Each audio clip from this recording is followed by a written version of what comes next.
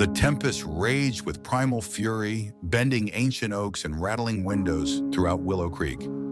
Charcoal clouds churned across the evening sky, devouring the last remnants of daylight. Thunder reverberated like distant artillery, heralding the deluge about to descend. Within their welcoming craftsman home, Isabel and Nathan Hawthorne moved through their kitchen in practiced synchronicity, preparing dinner while their 5-year-old daughter, Lily, played nearby. Isabel glanced toward the bay window, watching as the first heavy droplets began their assault against the glass. "Looks like we're in for a serious storm tonight," she remarked, deftly slicing vegetables for the stew. Nathan nodded as he checked the temperature of the oven. "Weather service says it'll intensify before midnight. Fortunate timing that we're all safely inside." In the adjoining living room, Lily sat cross-legged on the hand-woven rug, meticulously arranging her collection of toy cars in perfect formation. Her small fingers positioned each vehicle with deliberate precision, her brow furrowed in concentration. The soft soundtrack of her improvised engine sounds filled the warm space as she guided a crimson ambulance along an invisible emergency route. A brilliant flash of lightning illuminated the room, followed by a thunderclap so powerful it made Isabel flinch involuntarily. The lights flickered precariously but remained lit. "Lily, sweetheart, dinner will be ready soon," Isabel called, wiping her hands on a well-worn kitchen towel. But Lily didn't respond. She had suddenly become motionless, her toy suspended mid-journey. Her gaze was fixed intently on the front window, her head slightly tilted as though straining to capture some elusive sound. "Lily?" Isabel tried again, noting the abrupt change in her daughter's demeanor. Slowly, Lily rose to her feet, abandoning her carefully arranged vehicles. She approached the window and pressed her small palm against the rain-speckled glass. "Mama," she said, her voice uncharacteristically subdued, "there's something outside." Isabel exchanged a concerned glance with Nathan before moving toward her daughter. "What is it, sweetie? Another raccoon like last week?" Lily shook her head firmly, her eyes never leaving the darkness beyond. "No, it's bigger." A scratching sound emanated from the front door, faint initially, then growing more insistent. The sound was deliberate, almost desperate, clearly distinguishable from the storm's chaotic symphony. Nathan set aside the oven mitts and approached the door with cautious steps. "Probably just a branch that fell against the door," he said, though his tone betrayed his uncertainty. The scratching resumed, followed by a soft, plaintive whine. "Daddy, please open it," Lily urged, tugging at his shirt hem. "Someone needs our help." Nathan hesitated momentarily, then reached for the doorknob. "Stand back, both of you," he instructed before slowly pulling the door open. The wind immediately invaded their sanctuary, carrying a spray of icy rain. But it wasn't the tempest that caused Isabel's sharp intake of breath. There, collapsed upon their threshold, lay a massive Malinois shepherd. Its tawny fur was matted with mud and rain, clinging to a frame that betrayed a significant malnourishment. One flank bore an angry crimson wound, partially crusted with dried blood. The dog's chest heaved with labored breaths, each one appearing more strenuous than the last. It raised its head slightly, amber eyes meeting Nathan's with an unmistakable plea, a silent supplication for mercy. Isabel instinctively reached for Lily, drawing her back protectively. "Nathan," she whispered, her voice constricted with apprehension. "Be careful." The Malinois made no attempt to rise or approach them. It simply remained prostrate, utterly depleted, its gaze never wavering from Nathan's face. "Daddy, he's hurt," Lily said, her small voice laden with compassion. She attempted to free herself from her mother's protective grasp. "Lily, stay back," Isabel warned, tightening her hold. "We don't know this animal. It could be dangerous." But Lily looked up at her with eyes that reflected wisdom far beyond her 5 years. "Mama," she said with simple conviction, "he needs us." Nathan knelt slowly, maintaining a safe distance from the injured animal. The dog observed him vigilantly but displayed no aggression, no growling, no bared teeth. Instead, it released another soft whine, almost like a weary sigh. "He's wearing a collar," Nathan observed, leaning slightly closer. "Let me see if there is identification." The dog offered no resistance as Nathan carefully reached for the worn leather collar encircling its neck. A small metal tag dangled from it. "Shadow," Nathan read aloud. That's his name, but the rest of the information is worn away. He squinted at the tag, attempting to discern an address or phone number, but the metal was too scratched and weathered to yield any further information. Rainwater began pooling around the dog, mingling with fresh droplets of blood from his wound. Shadow shivered, his eyes beginning to close with exhaustion. "We can't just leave him out here," Lily pleaded, her lower lip trembling. "He'll die, Daddy." Isabel felt anxiety constricting her chest. Taking in a strange injured dog presented significant risks, especially with a young child in the house. What if it carried rabies? What if it became aggressive once it regained strength?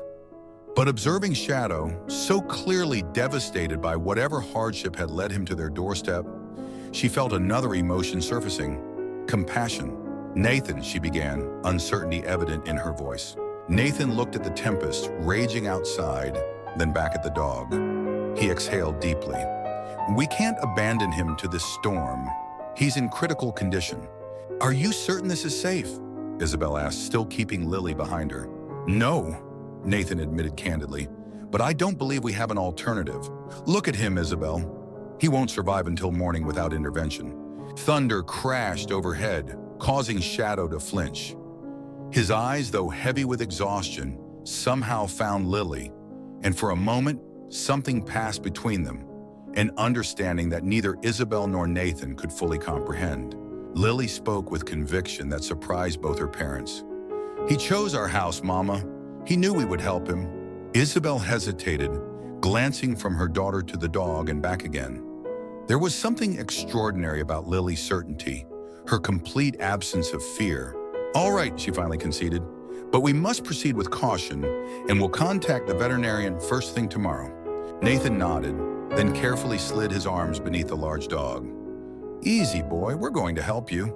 Shadow whimpered as Nathan lifted him, but offered no resistance. His body felt significantly lighter than appropriate for a dog his size, further evidence of prolonged neglect. As Nathan carried Shadow inside, Lily ran ahead to the living room. "Put him on my blanket, Daddy, I'll get water." Isabel watched her daughter sprint to the kitchen for a bowl of water, her earlier play forgotten. There was no apprehension in her, only determination to assist the injured animal. It was as if she had been anticipating this moment, though of course, that was impossible. Nathan gently placed Shadow on Lily's favorite purple blanket that typically draped over the sofa. The dog's breathing remained shallow, his eyes half closed with exhaustion. "He's burning with fever," Nathan said, placing a hand on Shadow's head. "And this wound appears infected. I'm not confident he'll survive until morning without antibiotics." Lily returned with a bowl of water, walking carefully to avoid spilling. She set it down near Shadow's head, and before either parent could intervene, knelt beside the dog. "Lily, be careful," Isabel cautioned, her heart racing. But Lily simply placed her small hand on Shadow's head and stroked it gently. "It's okay, Shadow. You're safe with us now." To everyone's astonishment, Shadow's tail thumped once against the blanket. The dog extended his neck just enough to lick Lily's fingers, a gesture of trust that brought unexpected tears to Isabel's eyes. "How did you know his name?" Nathan asked, was surprised. "I only just read it from his tag." Lily shrugged, continuing to pet the dog. "He told me." Isabel and Nathan exchanged concerned glances.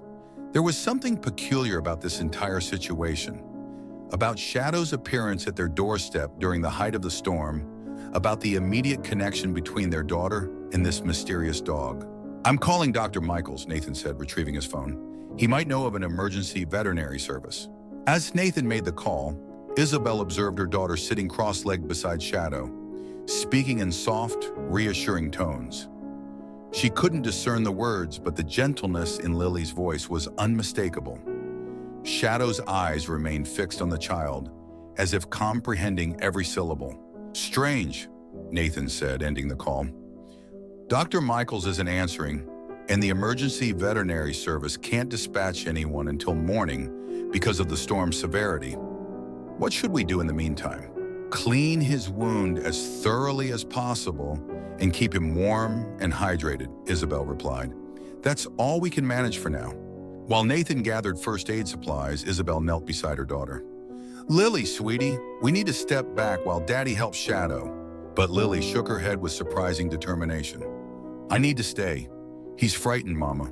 Isabel started to insist, then hesitated. There was something in her daughter's resolve that gave her pause. The dog had shown no aggression, and Lily's presence appeared to calm him.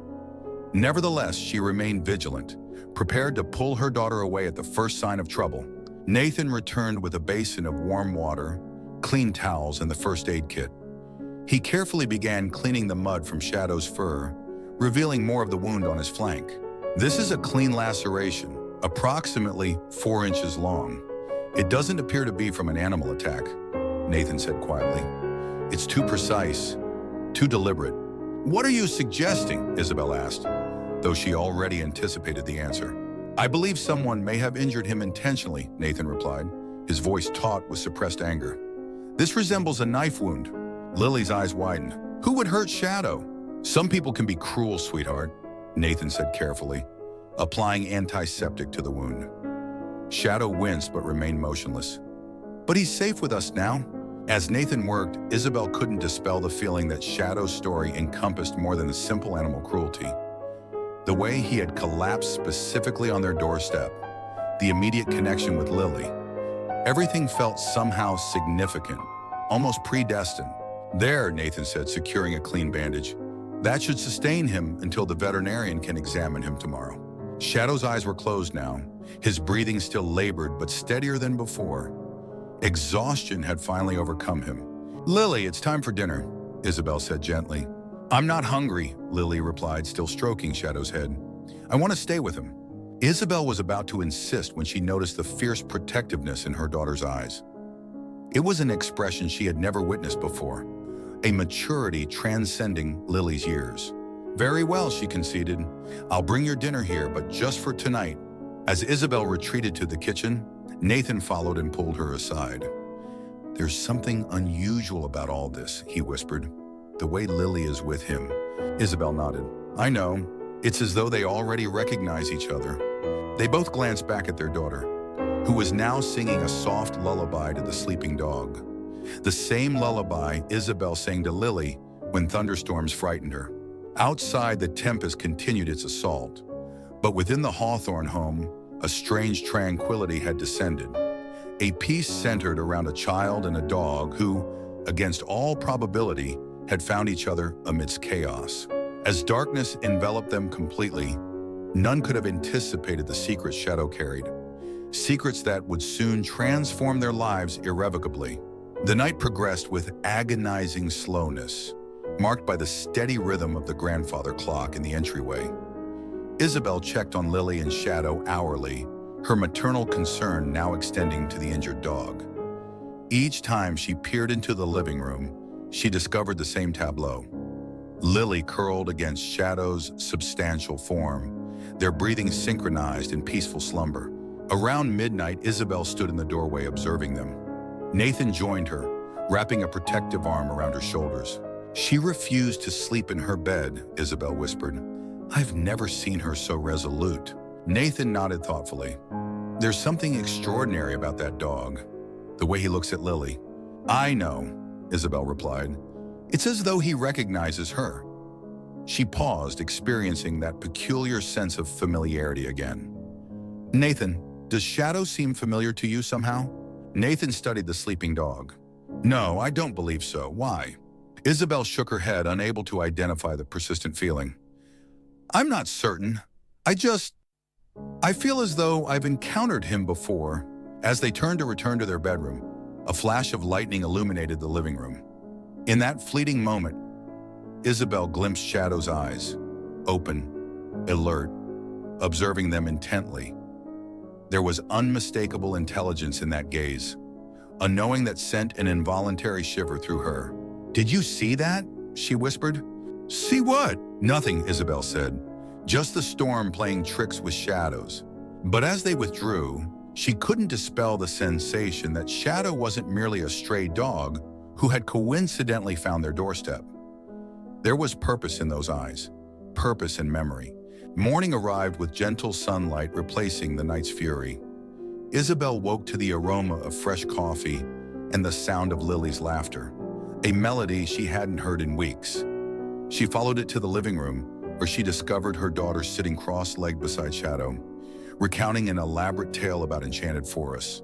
Shadow appeared markedly improved from the previous evening. His eyes were clearer, more alert, and though he remained on the blanket, his posture seemed less strained. The bandage on his flank showed spots of fresh blood, but smaller than Isabel had feared. "He's recovering well, Honor," Nathan said, offering her a steaming mug of coffee. "His fever broke sometime during the night." "That's encouraging," Isabel said, watching Lily gently stroke Shadow's ears with delicate fingers. "Dr. Michaels returned my call. He can see us at 11, Nathan added. Lily looked up, her expression suddenly serious. "Shadow doesn't want to visit the vet." Isabel knelt beside her daughter. "Honey, he must go. He's injured and needs medication." "He's afraid they'll take him away," Lily insisted. Isabel and Nathan exchanged concerned glances. "Lily, did you have a nightmare?" Nathan asked gently. Lily shook her head, her small face set in stubborn determination. "Shadow told me." Before Isabel could question this strange assertion, she was struck by a sudden recollection. "Wait," she said, straightening. "I think I know where I've seen Shadow before." Both Nathan and Lily turned to her with matching expressions of curiosity. "During my morning runs near Evergreen Park," Isabel continued, the memory crystallizing, "there was a Malinois that would observe me from a distance every day. Same location, never approaching. I assumed it was a neighborhood dog." "That was Shadow," Lily said with absolute conviction. "He was watching over you." Isabel felt a chill traverse her spine. How could Lily possibly know that? And why would a stray dog observe her so consistently? "That's nearly 2 kilometers from here," Nathan said thoughtfully. "If it was Shadow, why would he travel such a distance in his injured condition?" Isabel had no answer, but looking at Shadow now, those intelligent eyes fixed upon her, she felt certain it was the same dog. Perhaps he wasn't a stray at all, she mused aloud. Perhaps he belonged to someone nearby. "He belonged to the silver-haired man," Lily said, her voice soft but clear. Both parents stared at their daughter. "What silver-haired man, Lily?" Nathan asked, kneeling to her level. "The old man by the park. The one in the blue house," Lily continued, petting Shadow, seemingly unaware of her parents' astonished expressions. Isabel's hand flew to her mouth. "The Mercer place," she whispered to Nathan. "She must mean old William Mercer's house." William Mercer was well known in their small community, a retired military veteran who lived alone in a weathered blue Victorian at the edge of Evergreen Park. Isabel had occasionally seen him during her morning runs, a dignified figure tending his immaculate garden, acknowledging passing joggers with a courteous nod. They had never conversed beyond exchanging pleasantries. "How do you know about Mr. Mercer, Lily?" Isabel asked carefully. They had never taken Lily to that particular area of town. Lily shrugged, that peculiar wisdom again evident in her eyes. "Shadow showed me." Nathan ran a hand through his hair, visibly unsettled. "Isabel, this is becoming increasingly strange." Isabel couldn't disagree. There was something occurring here that defied rational explanation, a connection between her daughter and this dog that transcended conventional understanding. "Let's get Shadow to Dr. Michael," she said firmly. "Perhaps he can scan for a microchip and determine his rightful owner." As Nathan prepared the car, Isabel helped Lily dress. The child was unusually quiet, her typical morning chatter replaced by solemn concentration. "Lily," Isabel ventured, helping her pull on a sweater, "how do you know Shadow was watching me in the park?" Lily regarded her with those disconcertingly serious eyes. "He told me he was protecting you." "Protecting me from what?" "From the Shadow Man," Lily said simply, as if stating the obvious. Isabel felt her heart falter. "What Shadow Man, Lily?" But Lily had already returned to Shadow, leaving Isabel with mounting unease. Transporting Shadow to the car presented a significant challenge. Despite his weakened condition, the dog was substantial, and Nathan struggled to lift him. Surprisingly, Shadow offered no resistance. He seemed to comprehend they were attempting to help him. At the veterinary clinic, Dr. Michaels examined Shadow thoroughly, his experienced hands gentle but methodical. "This is unquestionably a knife wound," he confirmed, cleaning the laceration with antiseptic. "And it's recent, no more than 24 hours old." "What kind of person would inflict such injury?" "Who indeed?" Isabel asked, maintaining a protective arm around Lily. Dr. Michaels shook his head grimly. Unfortunately, animal cruelty isn't as uncommon as we might hope. He continued his examination, checking Shadow's teeth, ears, and general condition. He's malnourished and dehydrated, but remarkably healthy otherwise. Good muscle tone despite the weight loss. I'd estimate he hasn't been astray for very long. Can you check for a microchip? Nathan asked. Dr. Michaels nodded, running a scanner over Shadow's shoulder blades and neck. After a moment, he frowned. That's peculiar. There's a chip, but it's not registering properly. He tried again with identical results. The chip might be damaged or outdated. I'll need to submit the code to our database and attempt to trace it. As they awaited the scan results, Shadow kept his gaze fixed on Lily, who sat beside him on the examination table, one small hand resting protectively on the dog's head. I've rarely seen a child bond so quickly with an injured animal, Dr. Michaels commented, observing them. Typically, there's apprehension on both sides.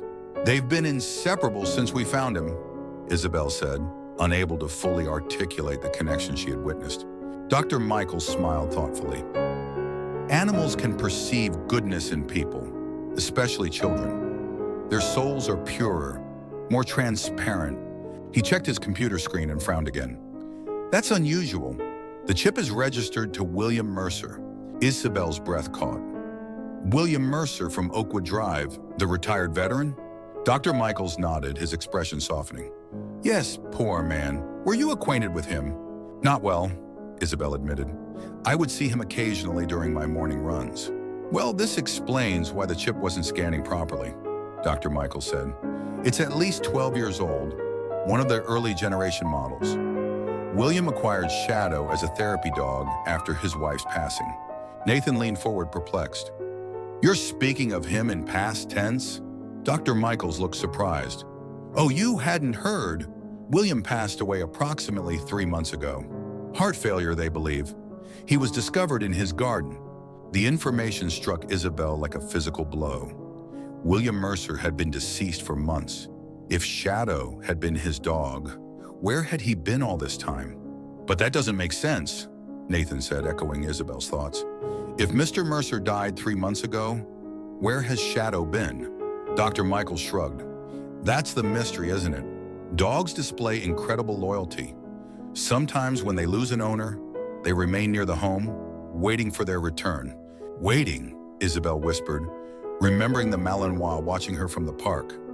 Shadow had been waiting all this time, guarding the last place he had seen his owner. He was waiting for the silver-haired man to return, Lily said softly, confirming Isabel's suspicion with her uncanny insight. But the silver-haired man isn't coming back, so Shadow came to find a new family. Dr. Michaels smiled at the child, though Isabel detected sadness in his eyes. That might well be true, young lady. Dogs know when it's time to move forward. After bandaging Shadow's wound and providing antibiotics, Dr. Michaels explained that they had two options.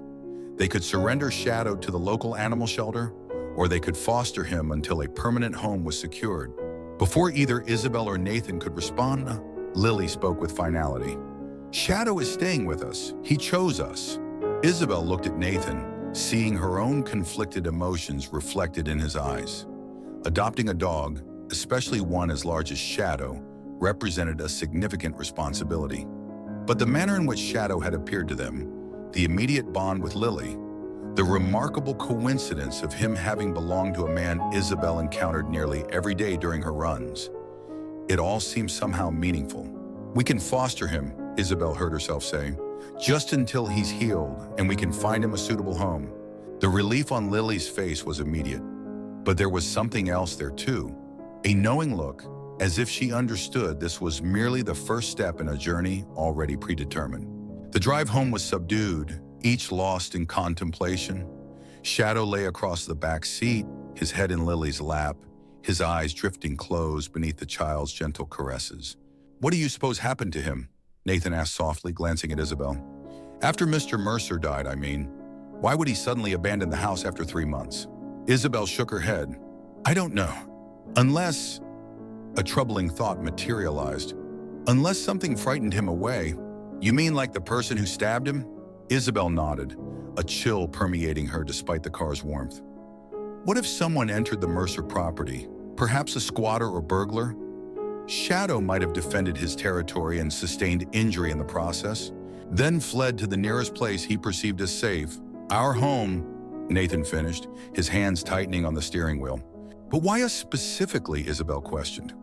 Why not any other house in the neighborhood? They both glanced back at Lily, who had fallen asleep, her arm protectively draped over Shadow's neck. Perhaps it wasn't random, Nathan suggested. You mentioned seeing him during your runs. Maybe he recognized your scent.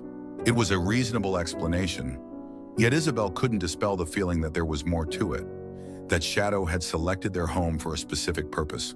As they turned into their driveway, Isabel noticed something that made her heart falter.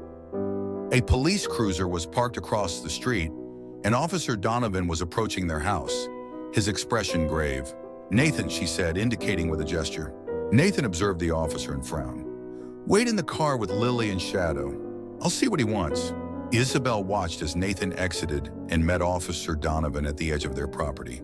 They conversed briefly, their exchange too distant for her to hear.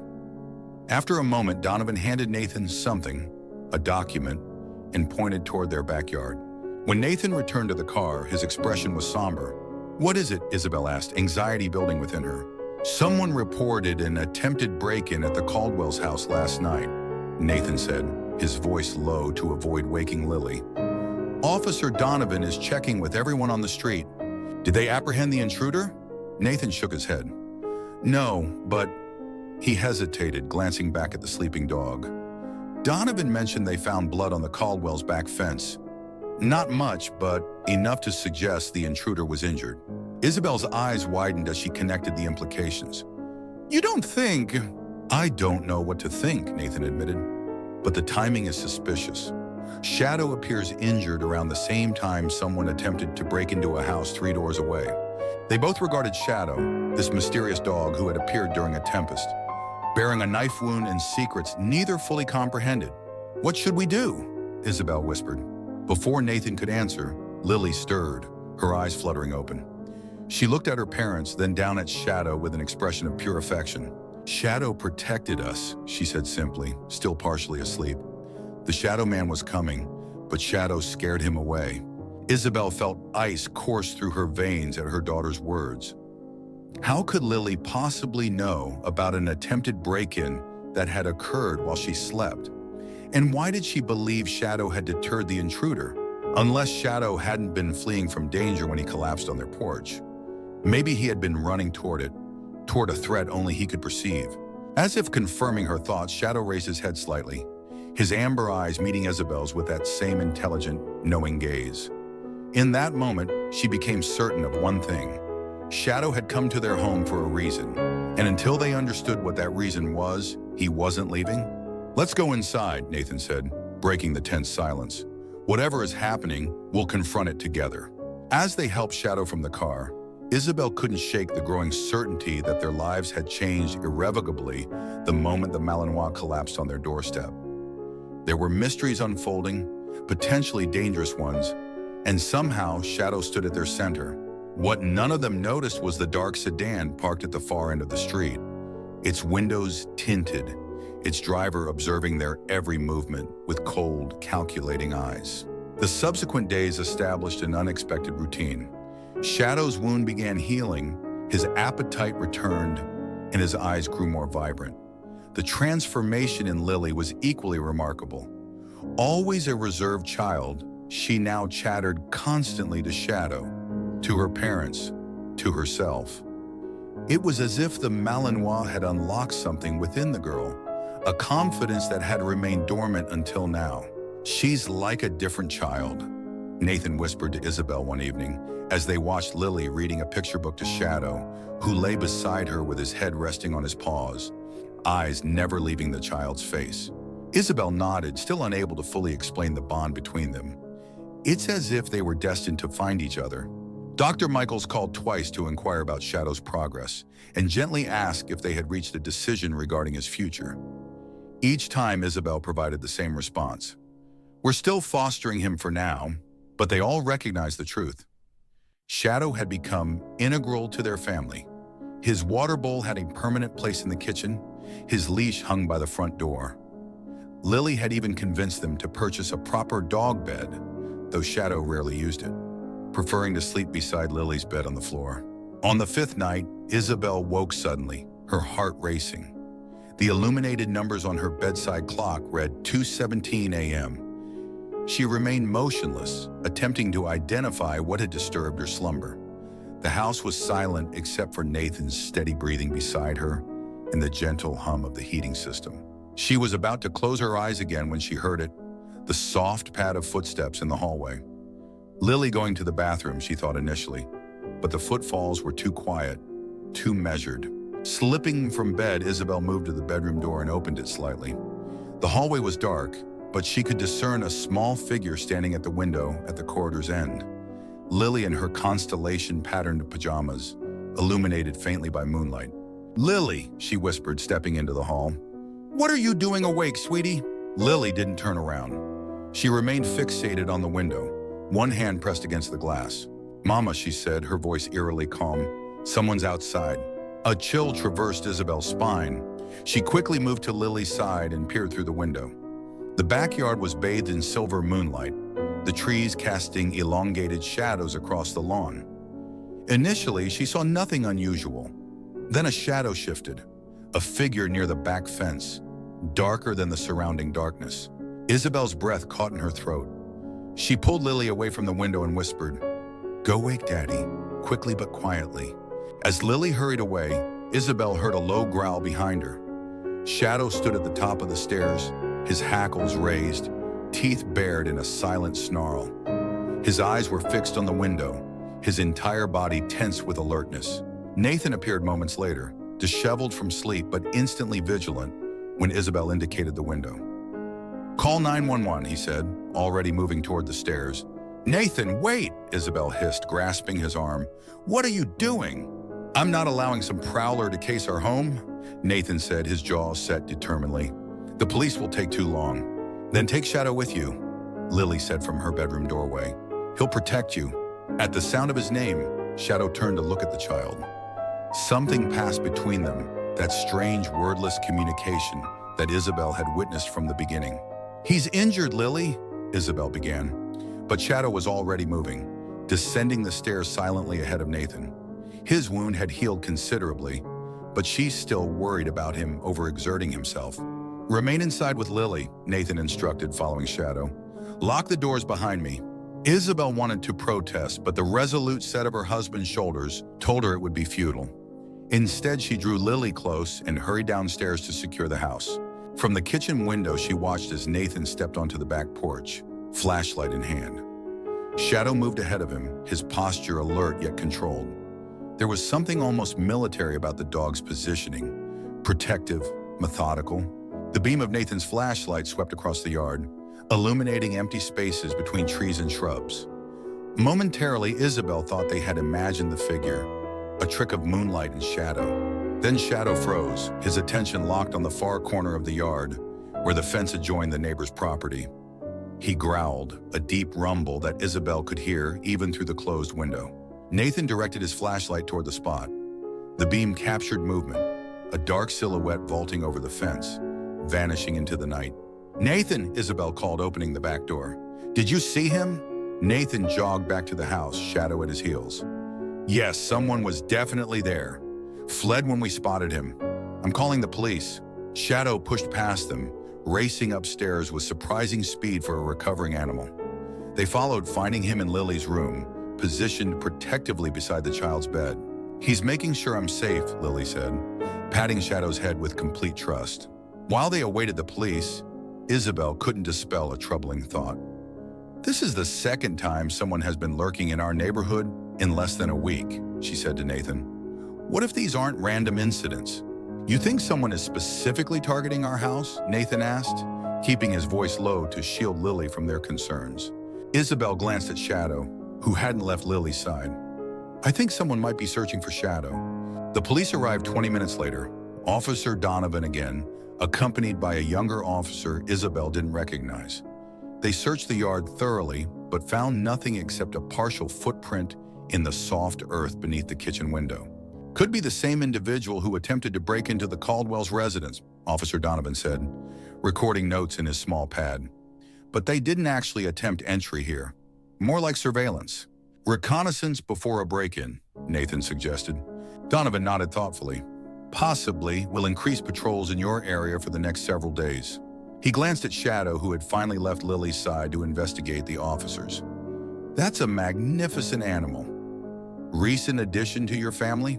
We're fostering him, Isabel explained. He was injured and appeared at our door during the storm last week. Malinois, correct? The younger officer asked, allowing Shadow to sniff his hand. My cousin trains them for military operations. Brilliant animals and fiercely loyal. Officer Donovan's radio crackled with a dispatch call. He excused himself to respond, leaving Isabel with a lingering sense of disquiet. Something about this entire situation felt profoundly wrong. The attempted break-in, the figure in their yard, the timing of Shadow's appearance. We should install a security system, Nathan said after the police departed, and perhaps surveillance cameras. Isabel agreed, but she doubted electronic security would alleviate the knot of apprehension forming in her stomach. Shadow had appeared for a reason, and until they understood what that reason was, she suspected these strange occurrences would continue. The following morning brought rain again, a gentle patter against the windows that mirrored Isabel's somber mood. She had barely slept after the police left, lying awake and listening for any unusual sounds outside. Lily, however, seemed completely unaffected by the night's events. She ate her breakfast cheerfully, talking to Shadow between bites of oatmeal. Lily, Isabel ventured, sitting across from her at the table. How did you know someone was outside last night? Lily shrugged, spooning another bite of oatmeal into her mouth. Shadow told me. Isabel exchanged a look with Nathan. You mean Shadow woke you up? No, Lily said, as if explaining something obvious. He told me in my dream. He said the Shadow Man was looking for him, and we needed to be careful. Nathan set down his coffee mug. Sweetheart, dogs can't communicate with people in dreams. Lily gave her father a surprisingly patient look. Shadow can. He's different. Before either parent could respond, the doorbell rang. Nathan went to answer it, returning a moment later with Dr. Michaels. Sorry to arrive unannounced, he said, smiling apologetically. I was en route to the clinic and wanted to check on our patient. Shadow, who had been lying at Lily's feet, stood to greet the veterinarian, his tail wagging gently. He looks remarkably improved, Dr. Michaels observed, kneeling to examine him. You've done an excellent job with his care. He's been eating well and getting ample rest, Isabel said. The wound is healing nicely. Dr. Michaels carefully examined the bandage on Shadow's flank. Yes, much better than anticipated. He's remarkably resilient. He hesitated, then added, Actually, there's another reason for my visit. I conducted some research about William Mercer and Shadow. Isabel felt her interest intensify. What did you discover?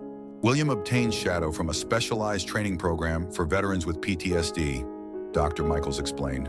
These aren't ordinary therapy dogs. They're trained to detect anxiety attacks, nightmares, even subtle changes in breathing that might indicate psychological distress. So he's not merely a companion animal, Nathan said. He's a service dog. Dr. Michaels nodded. An exceptionally well-trained one. These dogs cost thousands of dollars and undergo years of intensive training. They're capable of behaviors that might seem almost supernatural to those unfamiliar with their capabilities.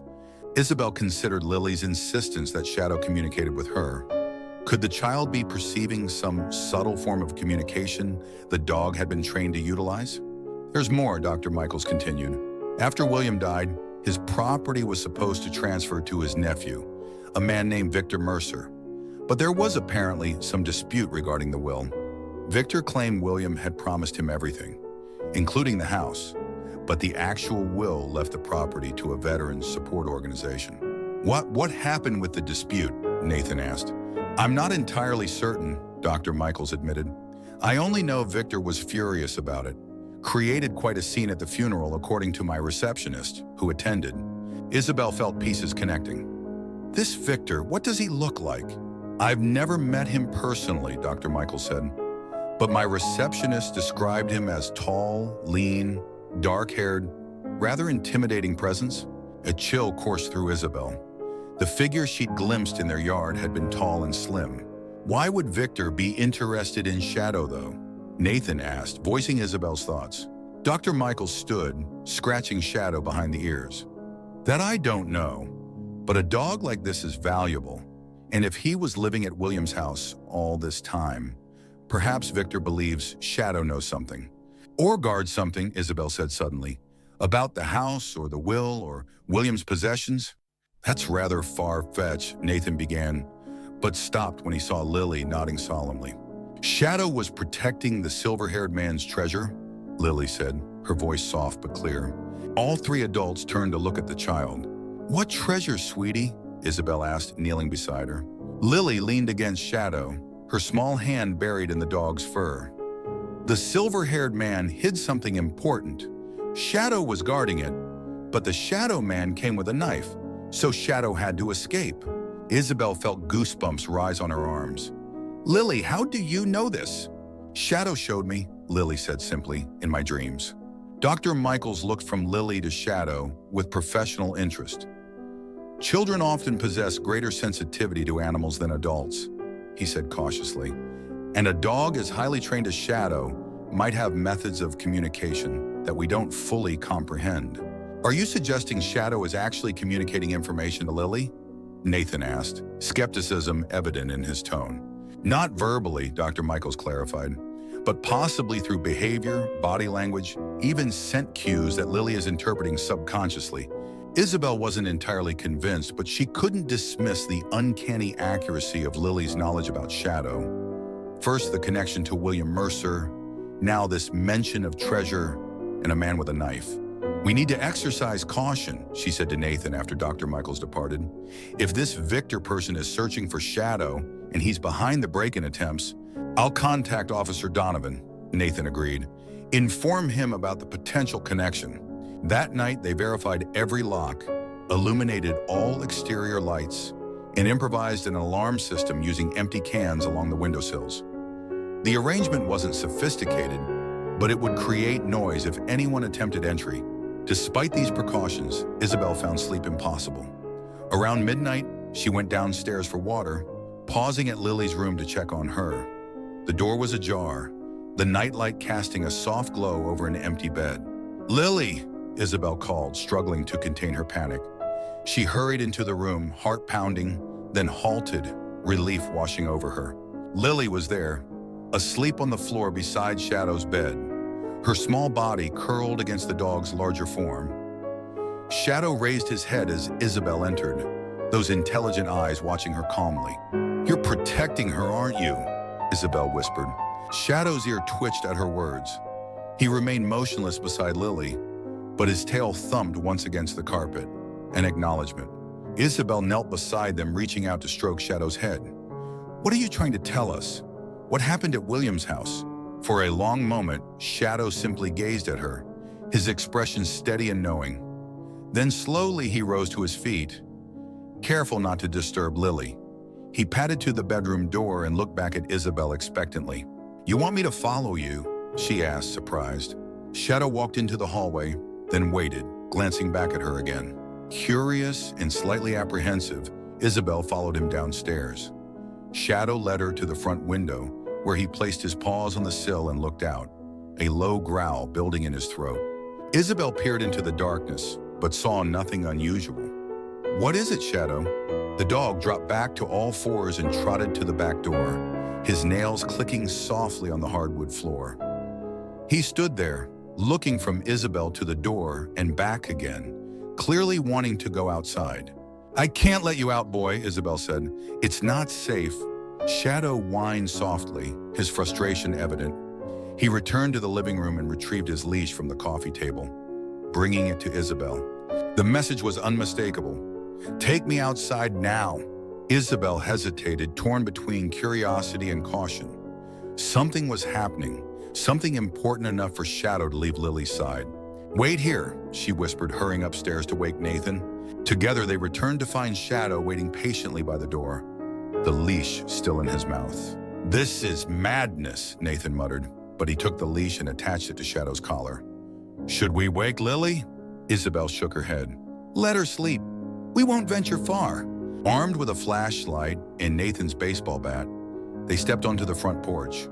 The night was quiet, the streetlights casting pools of amber light at regular intervals.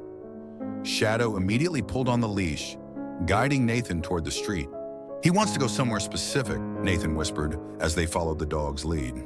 Isabel remained close to her husband, scanning the darkness for any sign of movement. "Do you think this relates to the person who was watching our house?"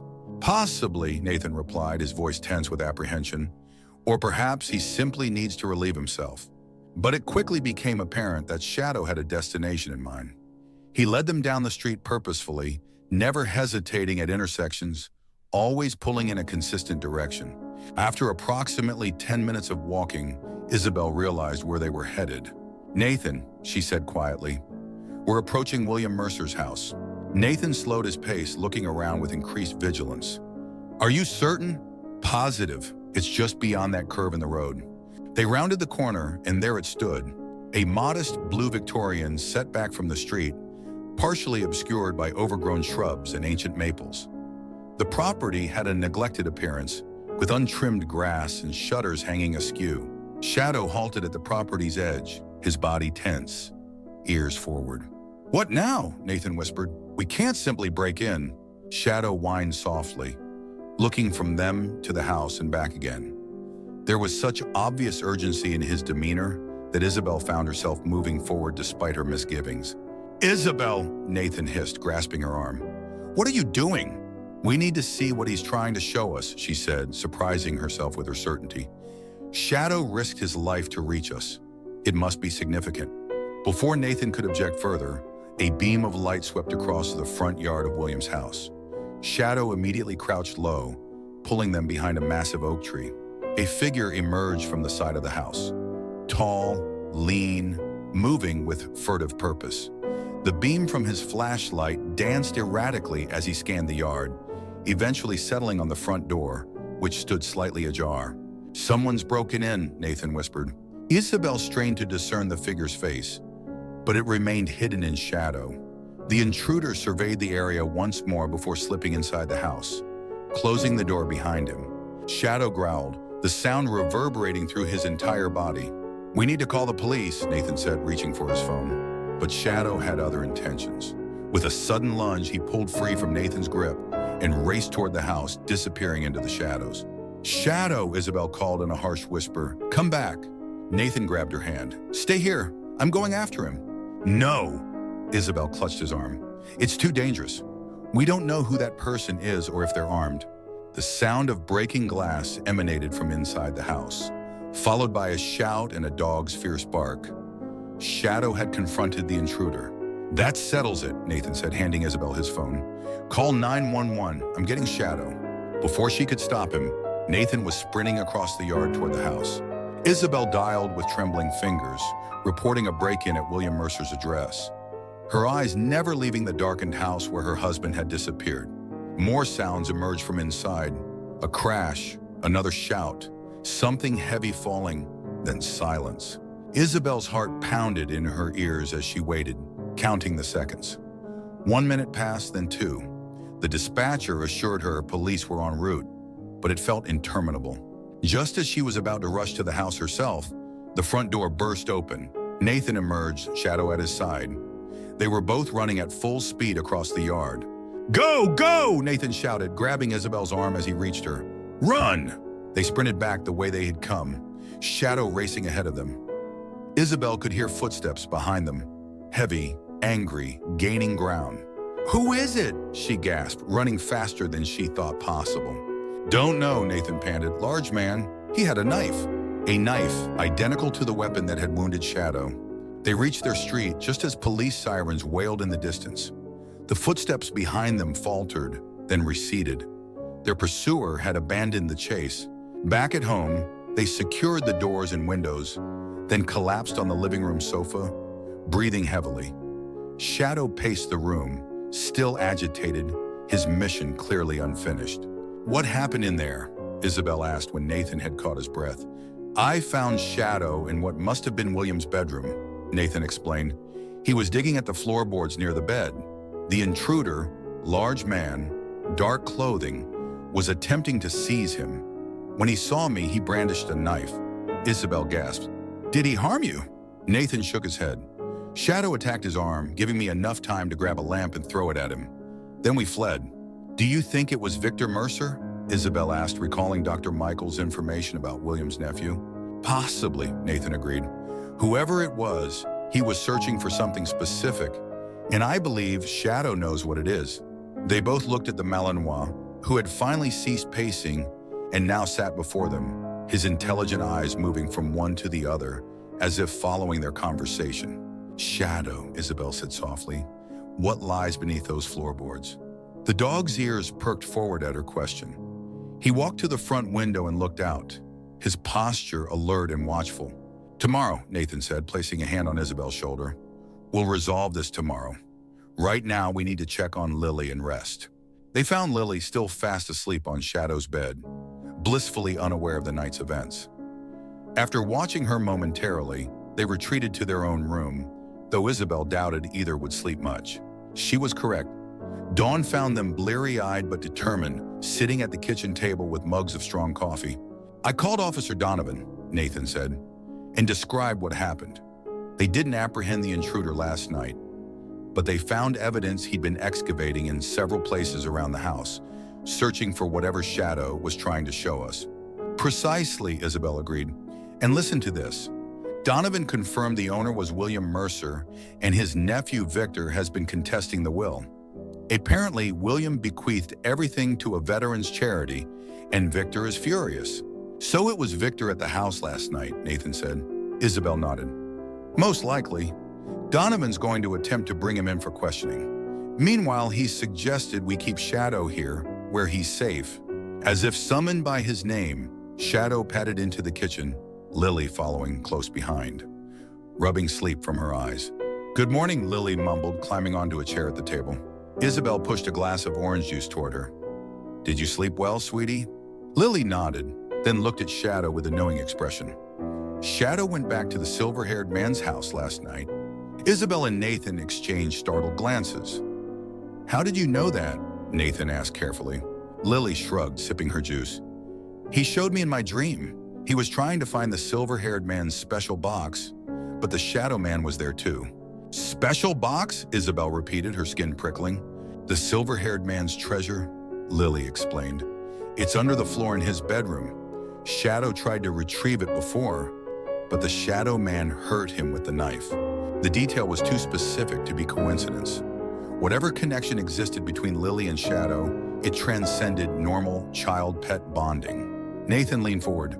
Lily, did Shadow show you what's in the box? Lily shook her head. No, but it's important. The silver-haired man wanted Shadow to protect it. Before they could question her further, the doorbell rang. Nathan went to answer it while Isabel remained with Lily and Shadow. He returned with Officer Donovan and a woman Isabel didn't recognize, middle-aged with compassionate eyes and a serious demeanor. Mrs. Hawthorne, Officer Donovan said, this is a Margaret Winters from the Veteran Support Foundation. She's the executor of William Mercer's estate. Margaret stepped forward, offering her hand. I understand you've been caring for Shadow. We've been searching for him since William passed. Isabel shook the woman's hand, experiencing a strange reluctance. We found him injured on our doorstep during the storm last week. He's been recovering here. Margaret nodded, her gaze moving to Shadow, who stood protectively beside Lily. He looks well. You've taken excellent care of him. You mentioned you've been searching for him? Nathan asked. Yes, Margaret confirmed. After William died, Shadow vanished from the property. We assumed he'd run away, but we've been checking shelters and distributing flyers.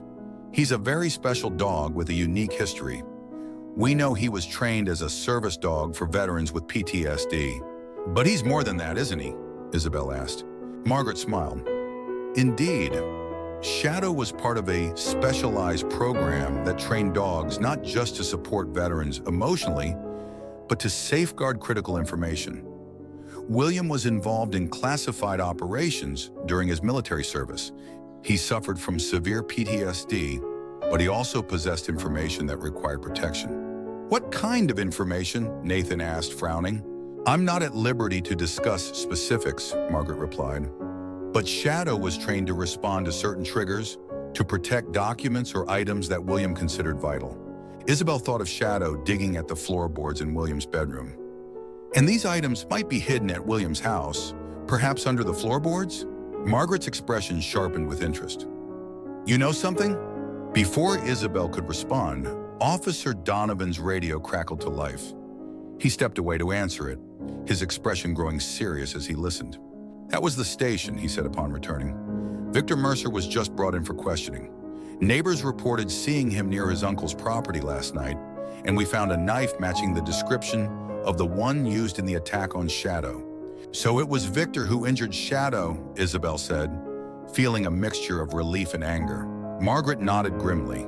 Victor never accepted that William left everything to the Foundation.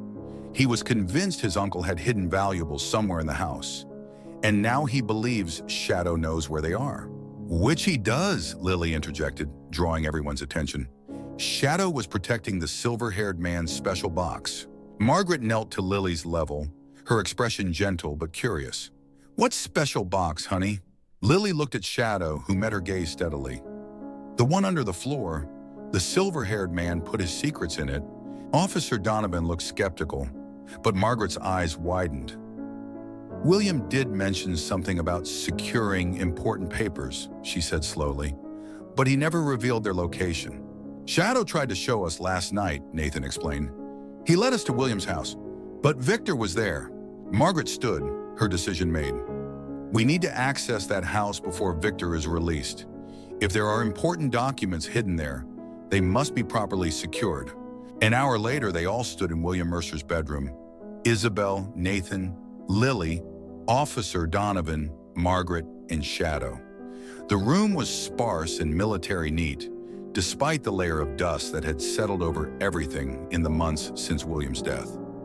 A single bed, a dresser, and a nightstand with a reading lamp constituted the only furniture. Shadow walked directly to a spot near the head of the bed and began scratching at the floorboards, whining softly. There, whoosh, Lily said confidently. The special box is there. Officer Donovan knelt beside Shadow, examining the floor. These boards appear newer than the others, he observed, running his fingers along the edges. They've been replaced recently.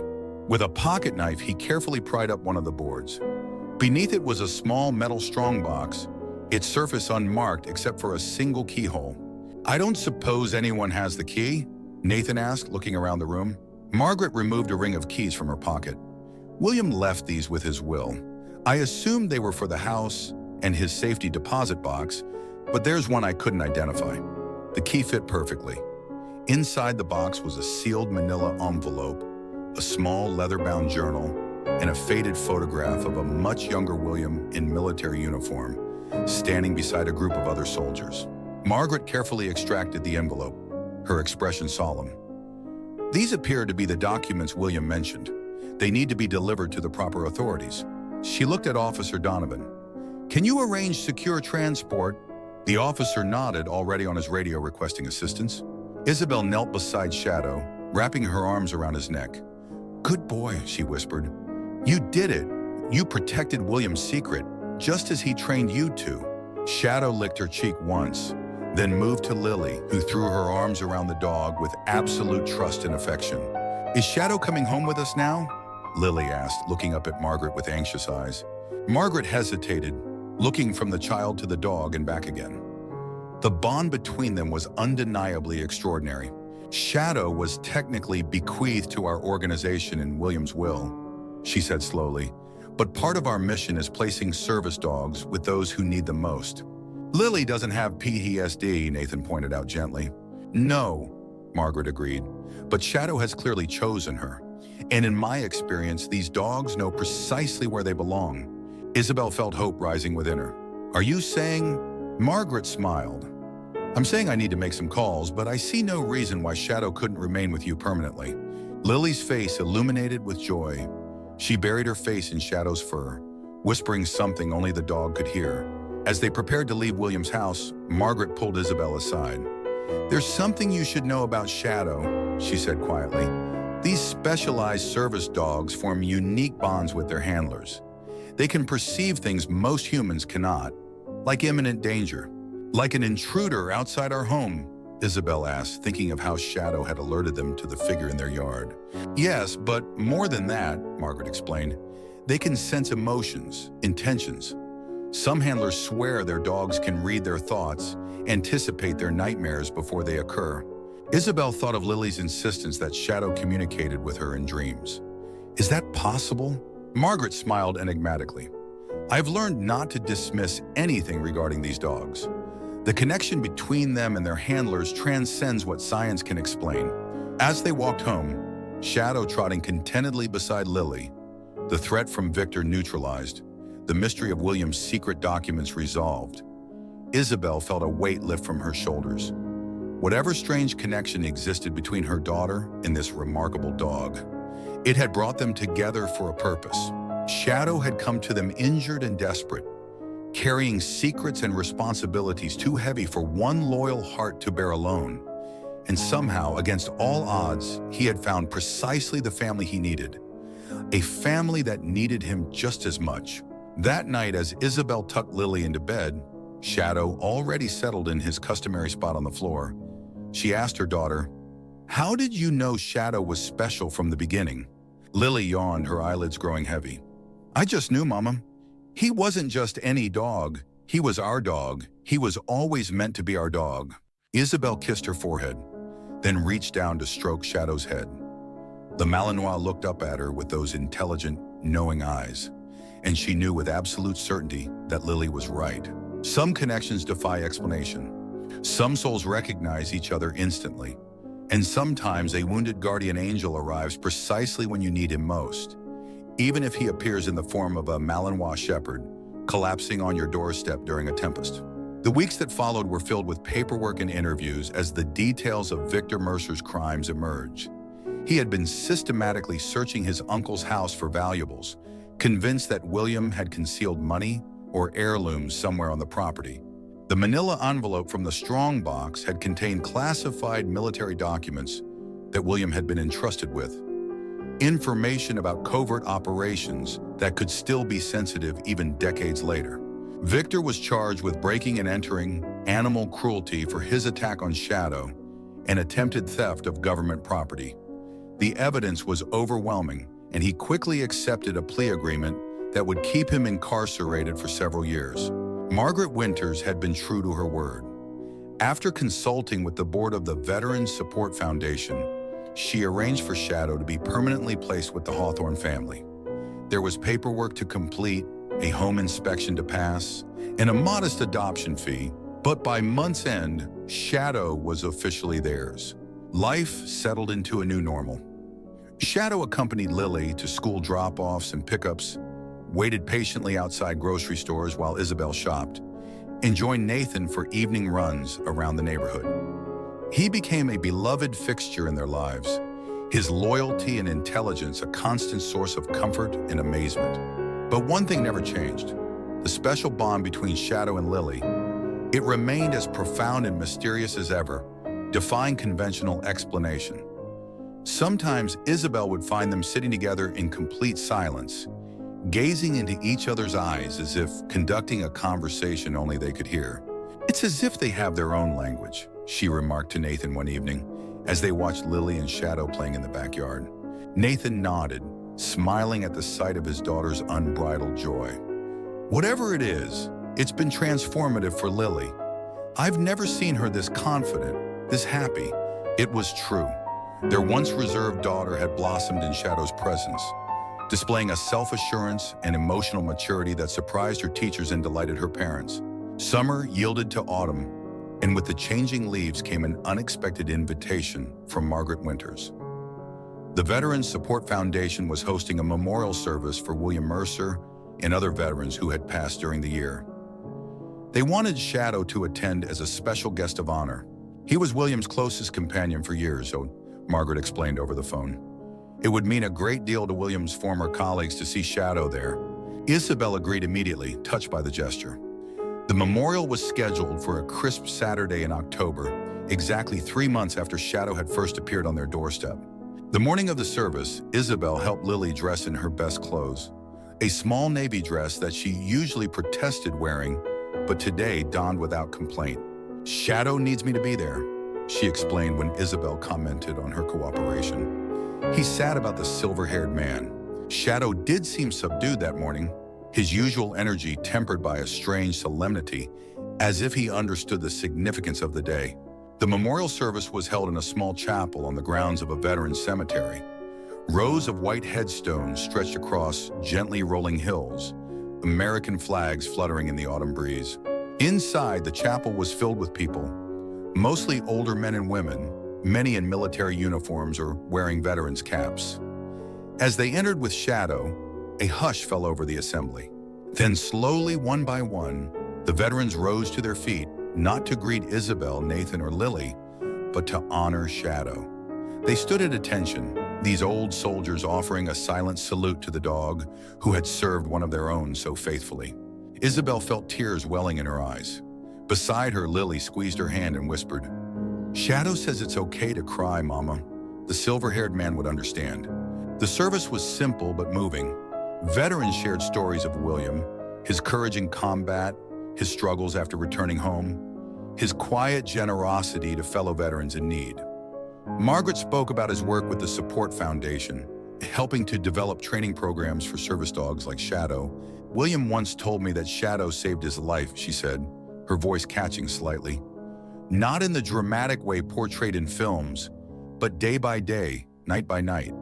Shadow kept the darkness at bay, gave him purpose when hope seemed lost, and showed him that he was still capable of connection and love." As she spoke, Shadow sat perfectly still beside Lily, his posture proud and attentive. But Isabel noticed something extraordinary. Tears, actual tears, glistening in the dog's eyes, running silently down his muzzle. She had heard that dogs could tear from eye infections or allergies, but never from emotion. Yet there was no mistaking the grief in Shadow's expression, the understanding in his eyes. He was mourning his old friend, paying his respects in the only way he could. After the formal service, they moved to a small reception area where photographs of William had been arranged on display boards. One in particular caught Isabel's attention. William sitting on his front porch, much younger than she had ever seen him, with a small Malinois puppy in his lap. "That was Shadow's predecessor," said an elderly man who had noticed her interest. "Sentinel, William's first service dog. Shadow came later after Sentinel passed, but William always said they shared the same spirit." Isabel studied the photo more closely. The resemblance between the puppy in the picture and Shadow was striking. The same intelligent eyes, the same distinctive markings. "They were from the same specialized breeding program," the man explained. "Dogs with exceptional empathic abilities. The trainers called them soul dogs because of their unusual capacity to bond with their handlers." He smiled down at Shadow. William believed they carried something special within them, something that transcended training. After the reception, they took Shadow to visit William's grave. It was a simple headstone, newly installed, with his name, rank, and dates of service. Below that was a single line, "Never alone in the darkest night." Shadow approached the grave slowly, his head lowered. He sniffed the freshly turned earth, then sat beside the headstone, looking out over the cemetery with watchful eyes. The same posture Isabel had observed when he kept guard over Lily at night. "He's saying goodbye," Lily said softly, standing beside the dog. They gave Shadow all the time he needed. Eventually he stood, shook himself, and walked back to them, pressing against Lily's side. Whatever farewell he had needed to make was complete. That evening, as they drove home, Shadow rested his head on Lily's lap in the back seat, his eyes growing heavy. By the time they reached their house, he seemed exhausted, more fatigued than Isabel had seen him since those first days of his recovery. "He needs to rest," Lily said, helping Shadow to his bed in the corner of the living room. He completed an important task today. Shadow settled onto his bed with a deep sigh, his eyes already closing. Lily sat beside him, stroking his head and whispering words Isabel couldn't hear. Later that night, after Lily had gone to bed, Isabel checked on Shadow. The dog was sleeping deeply, his breath coming in slow, labored pants. Concerned, she knelt beside him, feeling his head. It was warm, too warm. "Nathan," she called softly, "I think Shadow is ill." Nathan examined the dog with gentle hands, checking his pulse, inspecting his gums. "His heartbeat is irregular," he said, worry creasing his brow. "We should call Dr. Michaels." The veterinarian arrived 30 minutes later, medical bag in hand. After a thorough examination, his expression grew grave. "It's his heart," he said. "It's failing. Has he seemed fatigued recently? Less energetic?" Isabel considered. Shadow had been quieter in recent days, sleeping more, sometimes pausing to rest during their walks. She had attributed it to age. They didn't know exactly how old he was, but now those signs took on a more ominous meaning. "Can you help him?" Nathan asked. Dr. Michaels sighed. "I can provide medication to make him comfortable, but this is advanced heart failure. These service dogs, especially from the older programs, were bred for intelligence and empathy, not longevity. Many develop cardiac problems as they age." "How long does he have?" Isabel whispered. "It's difficult to predict," Dr. Michaels replied. "Days perhaps, possibly just hours." Dr. Michaels administered an injection to ease Shadow's discomfort. "The most important thing now is to keep him comfortable and surrounded by those he loves," Dr. Michaels said softly. They took turns sitting with Shadow through the night. His breathing became more labored, his once alert eyes growing cloudy with pain despite the medication.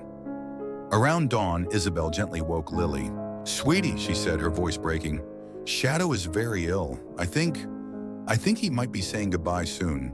Lily didn't cry, didn't protest. She simply nodded as if she had already known and followed her mother downstairs. Shadow lifted his head slightly when Lily entered the room, his tail giving a single feeble thump against the bed.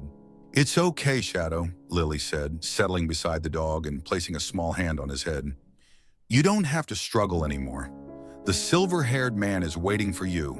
Isabel and Nathan exchanged tearful glances, amazed at their daughter's maturity in the face of such profound sorrow. They sat together, the four of them, as the morning light gradually filled the room. Shadow's breathing grew more shallow, each breath a visible effort, but his eyes remained fixed on Lily, filled with the same intelligence and devotion they had shown from the first moment on their doorstep. "He was never lost," Lily said suddenly, her voice clear in the quiet room. "He came to find us. The silver-haired man sent him to us." "What do you mean, sweetie?" Isabel asked, wiping tears from her cheeks. "After the silver-haired man died, Shadow stayed at his house because he was waiting," Lily explained. "But then the Shadow man came, and Shadow got hurt." She stroked the dog's head gently. "So the silver-haired man told Shadow to find us instead, to protect us, and to teach me how to be brave." It was the kind of fantastical explanation a child might create to make sense of loss. Yet there was something in Lily's certainty that gave Isabel pause. The way Shadow had appeared specifically at their door, the immediate bond with Lily, the dog's seemingly supernatural awareness of danger. All of it felt connected, purposeful.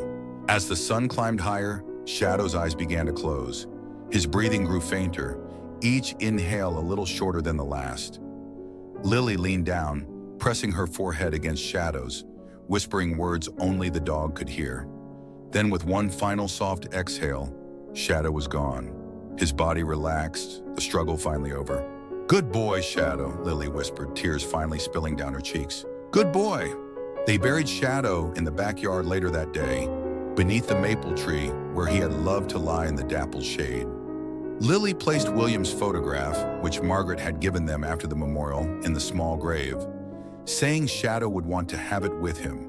"He's with the silver-haired man now," Lily said as Nathan filled in the grave. "They're both happy." The weeks that followed were quiet, the house feeling emptier without Shadow's presence. Lily retreated into herself again, her newfound confidence diminishing in the face of her grief. Isabel and Nathan worried about her, uncertain how to help her process such a significant loss. Then on a crisp morning in November, Nathan spotted a flyer on a community bulletin board outside the grocery store. The local animal shelter was hosting an adoption event for rescue dogs, including several Malinois puppies found abandoned near the highway. "Do you think it's too soon?" he asked Isabel that evening, showing her the flyer. Isabel hesitated. "I'm not sure." Lily was so deeply connected to Shadow. A new dog might feel like we're attempting to replace him. But when they carefully broached the subject with Lily, her reaction surprised them. She didn't immediately reject the idea as they had feared. Instead, she seemed contemplative, considering. "Can we just look?" she asked finally. "Shadow might want us to help another dog who needs a family." The shelter was crowded with potential adopters when they arrived the following Saturday. They moved through the rows of kennels, meeting dogs of all sizes and breeds. Lily was polite but reserved, showing none of the immediate connections she had formed with Shadow. Just as they were preparing to leave, a shelter volunteer approached them. "We have one more little one in the back," she said. "He's been quite withdrawn since we found him. Won't really interact with anyone. Would you like to meet him?" In a small, quiet room away from the main kennel area, they found a Malinois puppy no more than 3 months old, with oversized paws and ears that hadn't quite learned to stand upright. He sat in the corner of the room, watching them warily. "He was the runt of the litter," the volunteer explained. "The others have all been adopted, but he's been holding back, as if waiting for something specific." Lily approached the puppy slowly, kneeling a few feet away. She didn't reach out or call to him. She simply sat there, patient and still, waiting. For a long moment, nothing happened. The puppy remained in his corner, observing. Then gradually he stood and took a tentative step forward, then another and another, until he stood directly before Lily. The puppy looked up, meeting Lily's eyes. Something passed between them, that same inexplicable recognition Isabel had witnessed when Shadow first lay on their doorstep. "His name is Guardian," Lily said with absolute certainty. "Actually, we've been calling him Max," the volunteer began to explain, but stopped when she saw the look on Lily's face. "No," Lily said gently but firmly. "His name is Guardian." The puppy's tail began to wag, slowly at first, then with increasing enthusiasm. He pressed his small body against Lily's knees, looking up at her with complete trust. "Well," the volunteer said, smiling. "Guardian it is, then." That night, as Isabel tucked Lily into bed, Guardian curled up in a small bed beside her. The puppy was already displaying the same protective instincts Shadow had exhibited, refusing to leave Lily's side for even a moment. "Do you think Guardian will have dreams about Shadow?" Lily asked sleepily. Isabel smoothed her daughter's hair from her forehead. "What do you mean, sweetie?" "Shadow used to dream about Sentinel, the silver-haired man's first dog," Lily explained. "That's how Shadow knew what to do. Sentinel showed him in his dreams." Isabel didn't know how to respond to such a fanciful notion. Yet after everything they had experienced with Shadow, she couldn't dismiss it entirely. "Perhaps," she said softly, "some connections are special that way." Lily nodded, satisfied with her answer. "Shadow isn't really gone, Mama," she murmured as her eyes drifted closed. "He's just helping Guardian now, teaching him how to protect us." As if in response, Guardian lifted his head, his gaze moving to the window where the first stars of evening were appearing. His small ears perked forward, listening to something only he could hear. Outside, the wind rustled through the maple tree above Shadow's grave, the sound almost like a bark, faint but distinct in the quiet night. Isabel stood by the window, looking out at the tree and the small mound of earth beneath it. "Thank you," she whispered, "for everything." And somewhere in the distance, she could have sworn she heard an answering bark, a guardian's promise that some protectors never truly leave. As winter descended upon Willow Creek, the Hawthorne family established new rhythms and routines. Guardian grew with astonishing speed, his puppy awkwardness gradually giving way to the elegant, powerful build characteristic of his breed. By Christmas, his ears stood permanently upright, alert to every sound, and his protective instincts had fully emerged. What remained unchanged was his devotion to Lily. Their connection, while different from what the child had shared with Shadow, carried its own unique depth.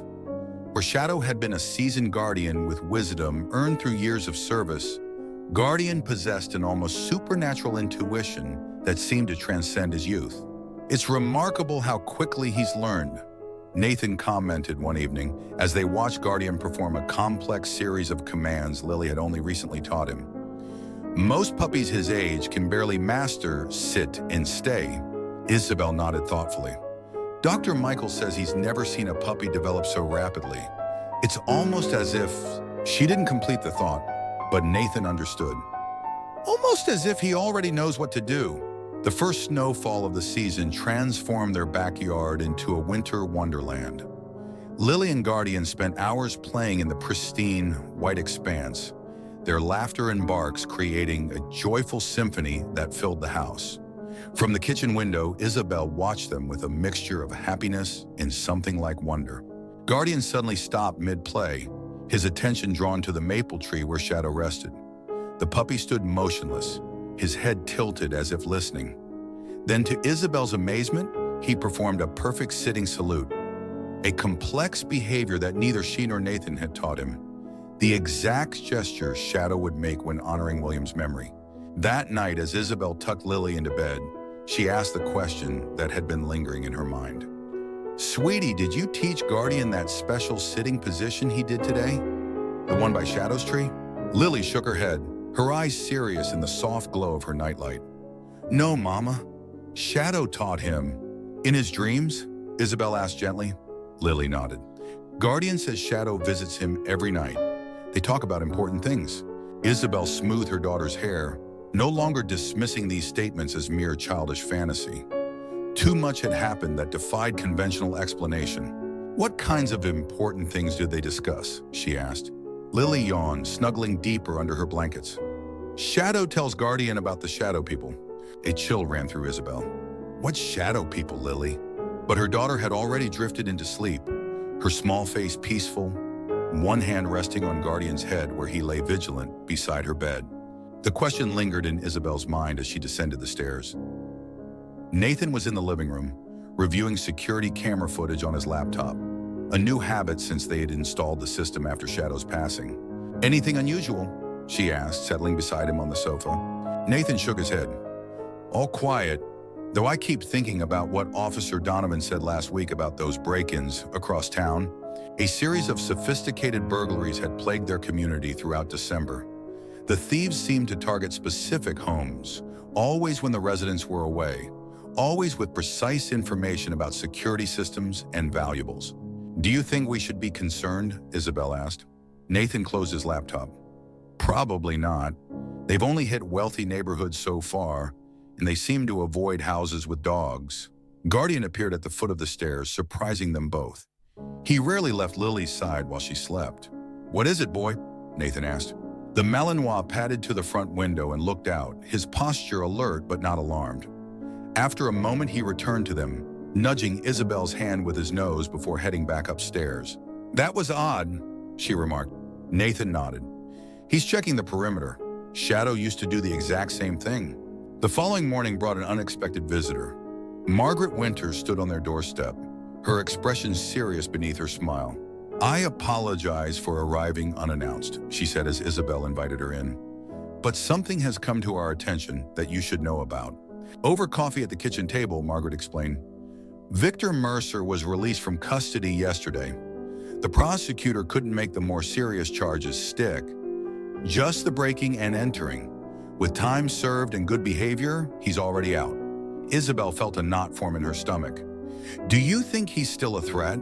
Margaret's hesitation was answer enough. "Victor remains convinced that William hid something valuable in that house, something beyond the documents we found. But we searched the place thoroughly," Nathan said. "There was nothing else." "Perhaps," Margaret conceded, "but Victor has been telling fellow inmates that his uncle had a fortune hidden somewhere, and that the dog was the key to finding it." Guardian entered the kitchen then, Lily following close behind. The puppy froze upon seeing Margaret, his posture instantly alert. "Hello again," Margaret said softly to the dog. Then noticing Lily, "And who's this handsome fellow?"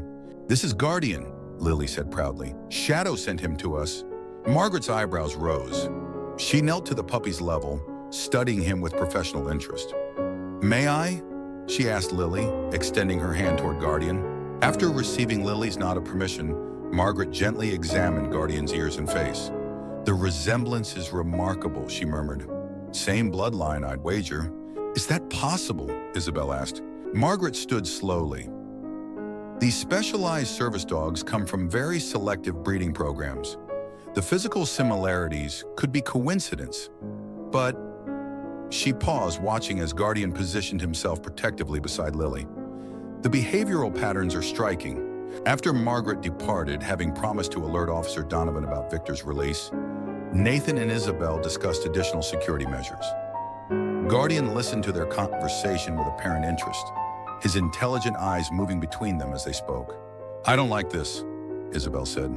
"If Victor believes Shadow knew where some treasure was hidden, he has no reason to connect Shadow to us," Nathan assured her. As far as he knows, Shadow disappeared after their confrontation. The Guardian suddenly stood, his attention fixed on Lily, who had been quietly drawing at the coffee table. The child had gone very still, her crayon suspended above her paper. "Lily," Isabel called. "What's wrong, sweetie?" "The Shadow Man is coming," Lily whispered, her voice distant. "Guardian says we need to be ready." That night, they double-checked every lock, activated all security systems, and kept Guardian close. The puppy seemed unusually vigilant, patrolling from window to window with a maturity that belied his young age. Around midnight, Guardian's soft growl woke Isabel from a light sleep. She found the puppy standing at their bedroom door, clearly wanting her to follow. Nathan stirred beside her. What is it?" he mumbled. "I don't know. Guardian seems agitated." They followed the puppy downstairs to the kitchen, where he stood before the back door, his growl deepening. Nathan checked the security panel. "System still armed. No breaches," he whispered. Guardian pawed at the door insistently. "He wants to go out," Isabel said. "Not a chance," Nathan replied firmly. "Not with Victor, potentially." A crash from upstairs cut him off mid-sentence. Lily's scream followed immediately after. "Lily," Isabel gasped, already running for the stairs. Guardian was faster, bounding past them with incredible speed. By the time they reached Lily's room, the scene that greeted them froze their blood. The window was shattered, glass fragments scattered across the floor. Lily stood pressed against the far wall, her eyes wide with terror. And between her and the broken window stood Guardian, his young body coiled with protective fury, facing a tall figure dressed in black. "Victor Mercer." "Get away from my daughter," Nathan shouted, lunging forward. Victor spun around, his face contorted with rage and surprise. "Where is it?" he demanded. "The old man's fortune. The dog knew where it was." Guardian's growl became a snarl, his teeth bared in warning. Despite his youth and smaller size, there was nothing puppyish about his stance. He stood as a barrier between danger and his charge, exactly as Shadow would have done. "There is no fortune," Isabel said, edging toward Lily. "Just classified documents, which are now with the authorities." Victor's laugh was bitter. "Lies. My uncle was worth millions. He told me himself there was a treasure. That dog of his found it. I know he did." Guardian launched himself forward without warning, his jaws clamping around Victor's forearm. The man howled in pain, trying to shake the puppy off, but Guardian held firm. Nathan seized the opportunity to tackle Victor, driving him away from Lily. The two men crashed to the floor in a tangle of limbs. Guardian released his grip only to reposition himself between the struggling men and Lily. Isabel reached her daughter, pulling her close. "Are you hurt?" Lily shook her head, her eyes never leaving Guardian. "He knew the Shadow Man was coming. He tried to warn us." The struggle was brief. Despite Victor's size advantage, he was no match for Nathan's protective fury and Guardian's strategic attacks. By the time police sirens wailed in the distance, neighbors having called 911 upon hearing the commotion, Victor lay subdued on the floor, Nathan's knee in his back. Guardian standing watch with unwavering vigilance. Officer Donovan arrived with 3 other officers, quickly taking Victor into custody. As they led him away, the man turned back, his eyes wild. "Ask the kid," he shouted. "She knows, the dogs talked to her. Ask her where the treasure is." Lily watched him go, her small face solemn beyond her years. When the police had departed and the broken window temporarily secured, the family gathered in the living room, still shaken by the night's events. "How did he know about you, Lily?" Isabel asked gently. "About your connection with Shadow and Guardian?" Lily sat cross-legged on the floor, Guardian's head in her lap. "The Shadow Man was watching us," she said simply. "He saw me with Shadow at the silver-haired man's grave. He heard me talking to him." Nathan and Isabel exchanged concerned glances. The memorial service had been months ago. Had Victor been stalking them all this time? "Lily," Nathan said carefully, "is there a treasure?" Did Shadow ever show you anything like that? Lily stroked Guardian's ears thoughtfully. Not treasure like money or gold, she said finally. But there is something else. Something important the silver-haired man hid. What is it, sweetie? Isabel prompted. I don't know exactly, but Guardian says we need to find it before the other shadow people do. Other shadow people? Nathan asked, alarmed. There are more like Victor? Lily nodded solemnly. The silver-haired man had enemies, bad people who wanted his secrets. Victor is just the first one. There are others looking too. Guardian lifted his head, his amber eyes meeting Isabel's with an intelligence that sent a shiver down her spine. In that moment, he looked so much like Shadow that the resemblance was uncanny. We should contact Margaret, Nathan said quietly. If there's more to this than we realized. Isabel nodded, still holding Lily close. First thing tomorrow. That night, none of them returned to their beds. They made a nest of blankets in the living room, staying together where they felt safest. Guardian maintained his vigil, moving from window to door and back again, checking on each family member in turn. As dawn broke, casting pale light through the windows, Lily sat up suddenly from her makeshift bed on the sofa. I know where it is, she announced. Shadow just told me. In your dream? Isabel asked, no longer skeptical of such claims. Lily nodded. It's not at the silver-haired man's house. That's why no one could find it. It's at the place where soldiers sleep. The veteran cemetery, Nathan realized, near William's grave. Guardian was already at the door, leash in mouth, his intention clear.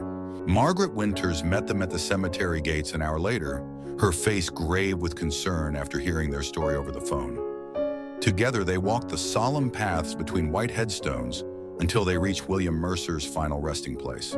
Guardian moved with purpose, circling the grave once before sitting at its foot, looking expectantly at Lily. It's under the stone angel, Lily said, pointing to a small marble statue that stood 2 graves away. An angel with outstretched wings, weathered by time and elements. Margaret approached the statue cautiously.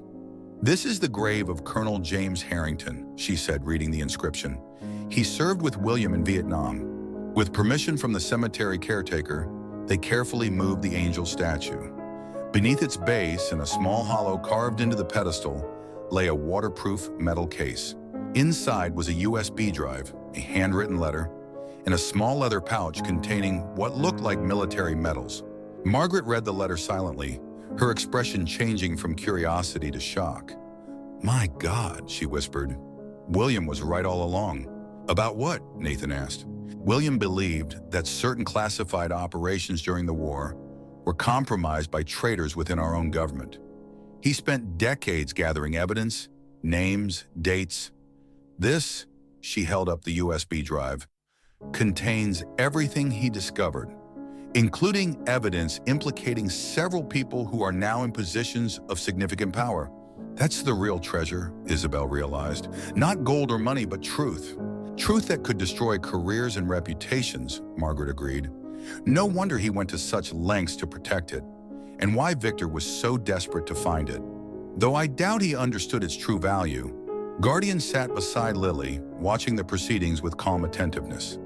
When Margaret secured the case and its contents, preparing to take them to the proper authorities, the puppy gave a soft whine of what sounded remarkably like approval. As they walked back through the cemetery, Lily fell into step beside Margaret. The silver-haired man says thank you, she said quietly. He can rest now. Margaret looked down at the child with wonder. Did Shadow tell you that too? Lily shook her head. No, the silver-haired man told me himself, just now by his stone. He's been waiting for someone to find his truth. Instead of dismissing this as imagination, Margaret simply nodded. William was a good man who carried heavy burdens. I hope he finds peace now. When they reached the cemetery gates, Guardian paused, looking back toward William's grave. For a moment, Isabel could have sworn she saw a shimmer of movement there, a large canine silhouette standing watch beside the headstone. But when she blinked, there was nothing but sunlight on marble. Guardian turned to look at her, his amber eyes knowing, before trotting ahead to walk beside Lily. The puppy bumped his head gently against the child's hand, and she laughed, the sound bright and clear in the morning air. Some bonds, Isabel realized, transcend our understanding. Some guardians never truly leave their posts, and some missions continue across generations. As they walked home together, she felt a profound sense of gratitude for the mysterious ways their lives had been touched by these remarkable animals. One who had found them in a storm, and one who had been waiting to continue his legacy. Guardian looked back at her once more, his expression so reminiscent of Shadow that tears sprang to her eyes. In that moment, she knew with certainty that they were never alone, that they were protected by shadows both seen and unseen, by guardians whose loyalty extended beyond the boundaries of life itself. And somewhere in the distance, carried on the winter wind, she could have sworn she heard the echo of a familiar bark, a promise kept, a watch maintained, a bond unbroken.